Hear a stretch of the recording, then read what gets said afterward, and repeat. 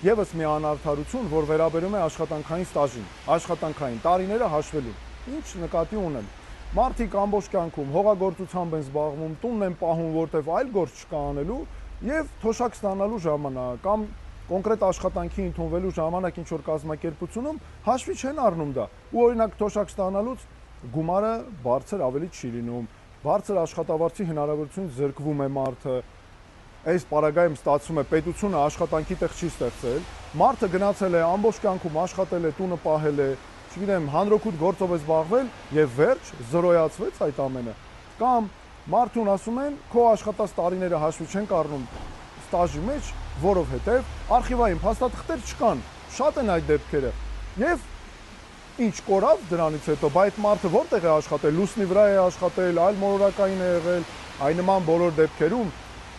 թե գյուղացիների դեպքում բոլոր օրինակ մարդը հողագործությամբ է զբաղվել, պետք է հաշվի առնել աշխատանքային ստաժի մեջ, պետք է նաև արխիվային այդ փաստաթղթերը անկախ նրանից կորել են թե չէ, նույնպես պետք է հաշվի առնել ստաժի մեջ։ Այս է իրական արդարությունը։ Ես խնդրում եմ մեր հայրենակիցներից հենց այդ վստահությունը, որովհետև այս ամենը իմ համոզմունքն է նաև, թե ես ինչպես եմ պատկերացնում հարցի լուծումը, խնդրի լուծումը ամենօրյա, առօրյա մեր ժողովրդի համար։ Խնդրում եմ քվեարկեք մեր օգտին, 6-րդ համարի օգտին, որ նաև արդարությունը հաստատվի մեր իրավունքների համար այս դեպքերին։